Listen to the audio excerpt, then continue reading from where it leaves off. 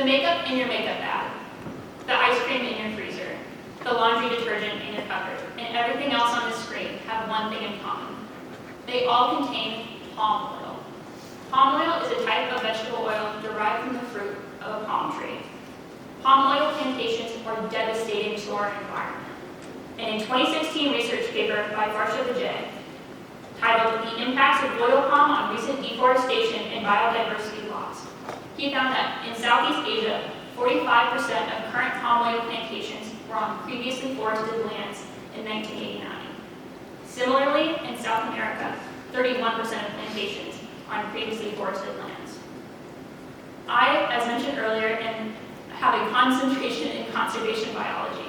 I'm also part of a creative inquiry here at Clemson, where we're looking into the impact urban development has on eastern box turtles in this area. All this is to say, I'm very passionate about the environment and conservation. Today, I want to talk to you about the environmental concerns, what's caused us to become so over-reliant on palm oil, and what we can do as consumers to fix this. Let's start with the environmental concerns. There's a variety of consequences, both atmospheric, deforestation, and the impacts on flora and fauna. In a 2021 book by Jocelyn Zuckerman titled Planet Palm, How Palm Oil Ended Up in Everything and Has Endangered the World, they found that in order to create space for new plantations, farmers would often use a slash and burn technique. It's exactly what it sounds like. Vegetation is cut down and burned. As you can see here, it's devastating for the environment. 1 hectare is equal to about 2.5 acres, and 1 hectare creates 174 tons of carbon emission when it's cut down. Palm oil plantations currently take up about 30 million acres. Another thing is that it's incredibly dangerous to the forest. A 2021 research paper by Maura Macriano and her team, titled Oil Palm and Rubber-Driven Deforestation in Indonesia and Malaysia, found that from 2000 to 2021, the harvesting area increased by 50% in Malaysia. This was seen even greater in Indonesia, where the harvesting area increased by 650%. On top of this, it's endangering natural species.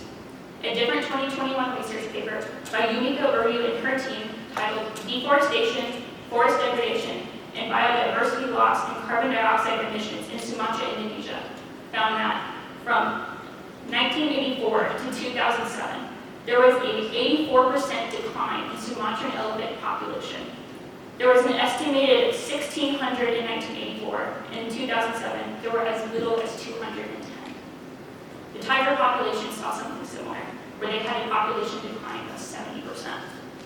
Now that we know why this is so dangerous to the environment, why do we still do it?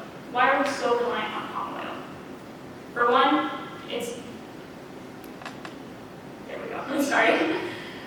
For one, it's incredibly easy and it's incredibly fruitful. As you can see here, palm fruit has 2 different types of palm oils that we can derive from it. Crude palm oil is often used in edible things, so that would be in your ice cream, in ramen noodles, and anything that you would find in your grocery aisles. Palm kernel oil is also heavily used in non-edible things, such as makeup, soap, or biofuel. A 2022 article by Sri Ramadani, titled Competitive Analysis of Indonesia and Malaysian Palm Oil Exports, found that there was $26.8 billion of exports in 2021 in Indonesia, and exports had increased from 2000 to 2021 by 619%. A 2009 article titled How the World Got Hooked on Palm Oil by Paul Tillis found that by the time awareness of palm oil impact had spread, it was so deeply embedded in the consumer economy, there was nothing we could really do about it. But that's not completely true. There is something we can do about it. For one, just knowing about it makes us a little bit better. We can try to consume items that have no palm oil in them.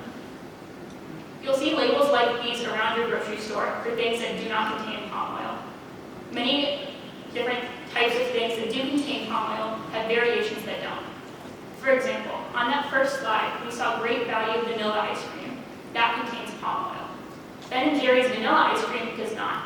Ben & Jerry's is a famously very anti-palm oil company, and they make that very well known on their website.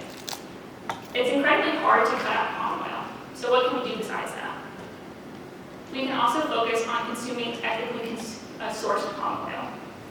Roundtable on Sustainable Palm Oil, RSPO, is an association consisted of oil palm growers, traders, processors, and so many more people involved with the palm oil process. They provide a label for ethically sourced palm oil, along with other associations that have similar goals. Another good tool for consumers is the World Wildlife Fund, WWF. They're an organization focused on preservation and conservation. On their website, they offer something titled the Palm Oil Buyer's Scorecard. It ranks different companies on different factors based on their productions and processes. I highly, highly, highly recommend that if this is something you care about, you go to their website and take a closer look. To wrap everything up, we can take a look and see that the current state of palm oil is absolutely devastating. And it's no wonder that we got so hooked on it. It's so cheap and it's so efficient to make. As individuals, we can control our consumption, and I urge all of us to be more conscientious of our spending. I know shopping ethically is a little hard. I'm a college student. I get all of my groceries at Aldi. There's not a lot of choice there. But if you are older or if you have the ability to shop a little bit more ethically, I urge you to do so. Just shopping 5% more will just show us what we can do. Thank you.